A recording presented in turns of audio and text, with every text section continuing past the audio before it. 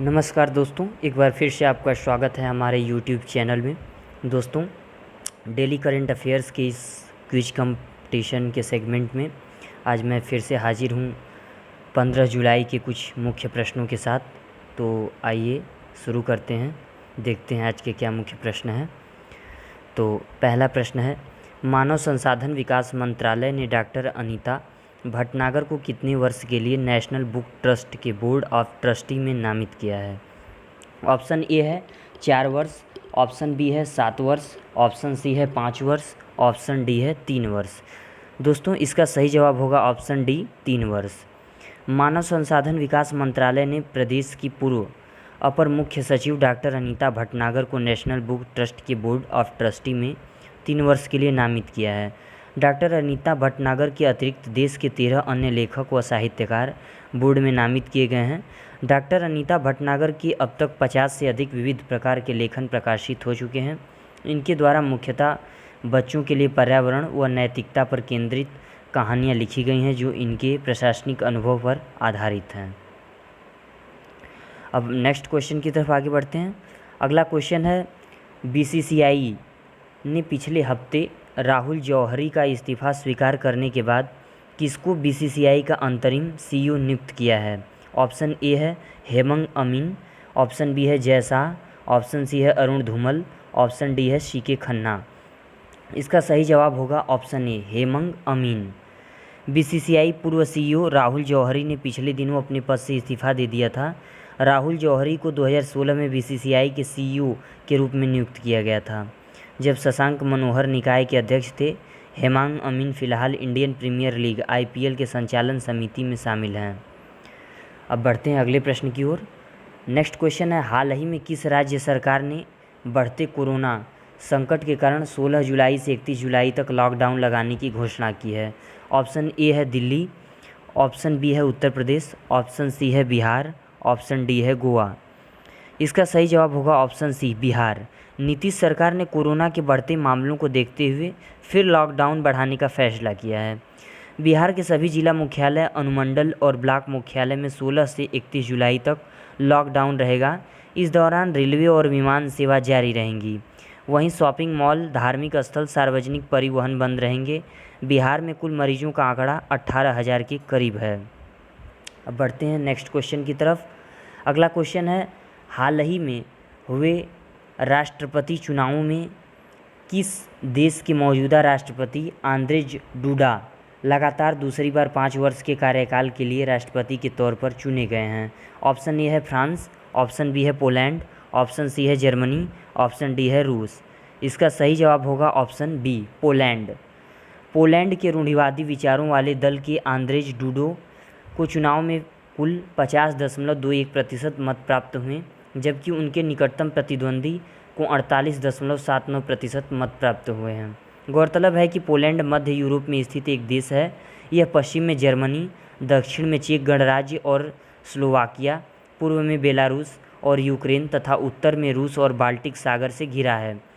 Poland की आबादी 38.5 million से अधिक है और लगभग 3,12,000 वर्ग किलोमीटर के क्षेत्र में रहती है। अब बढ़ते हैं नेक्स्ट क्वेश्चन की तरफ।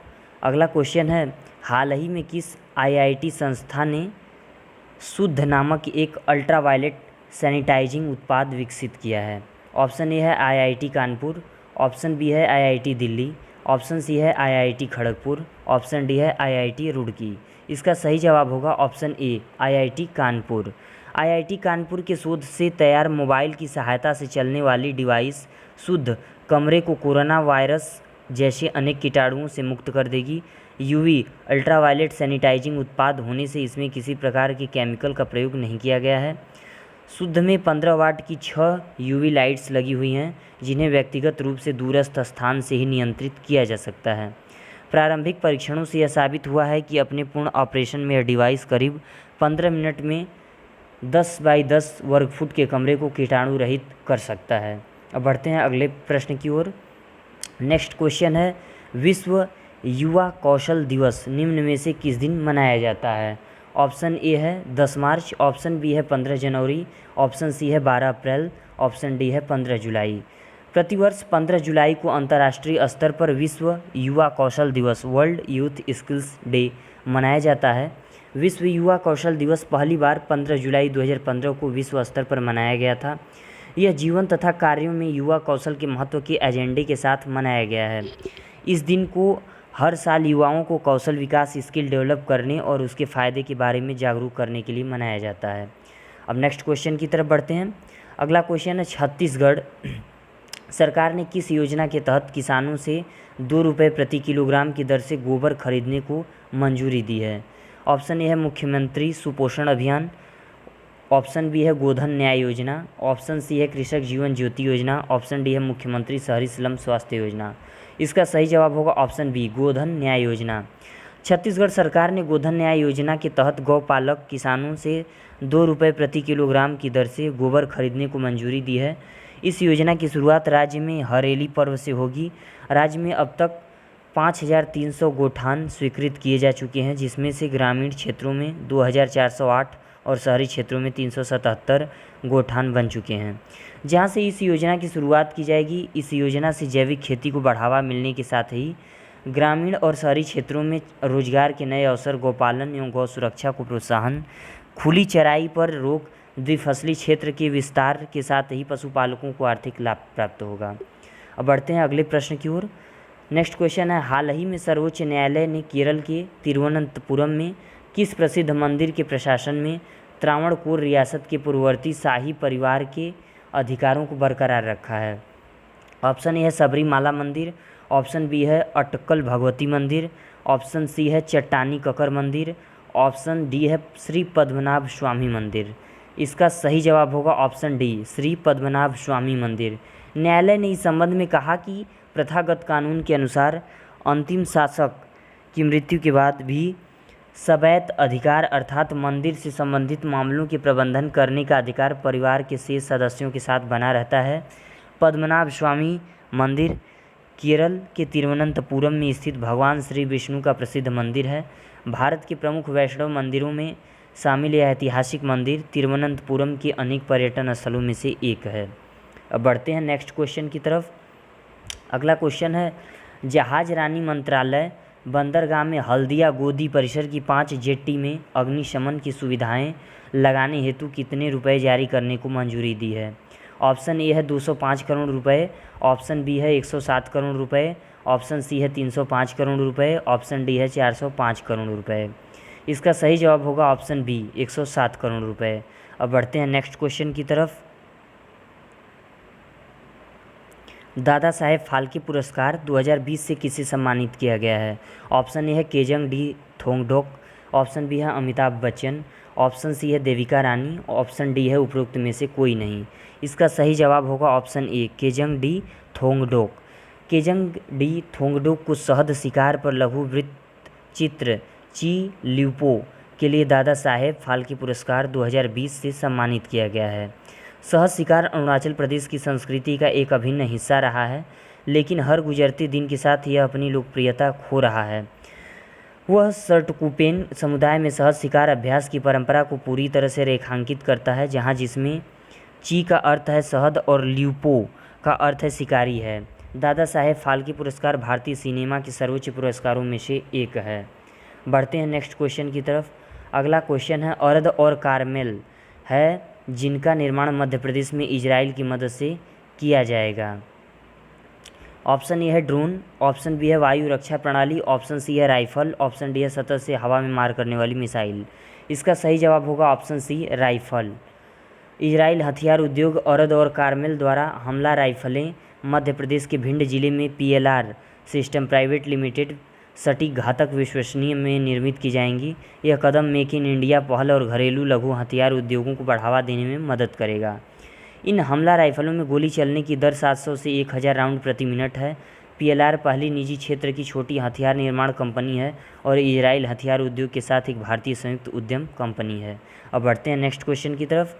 अगला क्वेश्चन है, His Holiness the 14th Dalai Lama an illustrated biography नामक पुस्तक का लेखन किसके द्वारा किया गया है?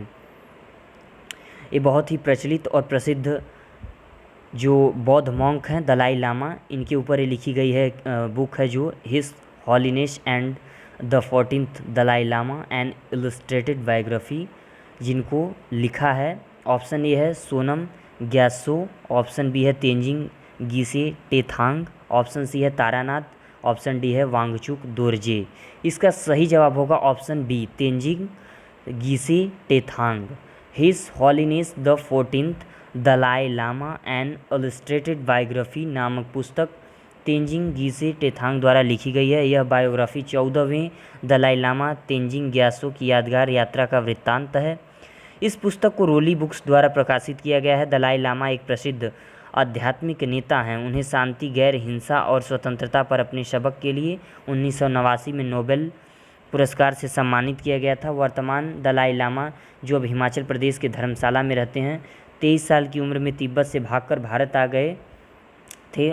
उन्हें वर्ष 1989 में शांति और अहिंसा और स्वतंत्रता पर उनकी शिक्षाओं के लिए प्रतिष्ठित नोबेल शांति पुरस्कार से सम्मानित किया गया है। अब बढ़ते हैं नेक्स्ट क्वेश्चन की तरफ। अगला क्वेश्चन है जैक चार्ल्टन, जिनका हाल ही में निधन हो गया था, वह एक प्रसिद्ध थे। ऑप्शन ए फुटबॉल खिलाड़ी, ऑप्शन बी है संगीतकार, ऑप्शन सी है अभिनेता, ऑप्शन डी है उपरोक्त में से कोई नहीं। इसका सही जवाब होगा ऑप्शन ए फुटबॉल खिलाड़ी। जैक चार्ल्टन एक प्रसिद्ध फुटबॉल खिलाड़ी थे, जिनका अभी हाल ही में निधन हो गया है। तो नेक्स्ट क्वेश्चन की तरफ आगे बढ़ते हैं।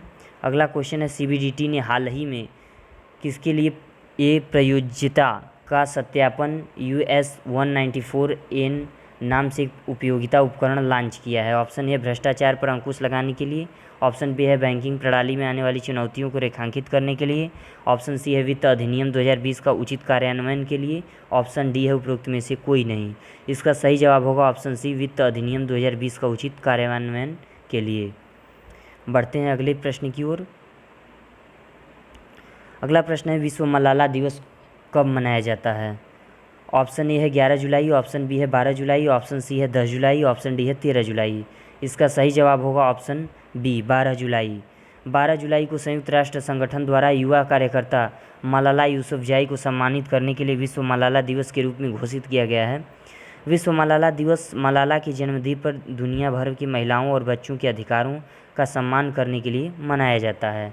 अब बढ़ते हैं नेक्स्ट क्वेश्चन की तरफ। अगला क्वेश्चन है रोटरी फाउंडेशन द्वारा पॉल हैरिस फेलो सम्मान से किसे सम्मानित किया गया है।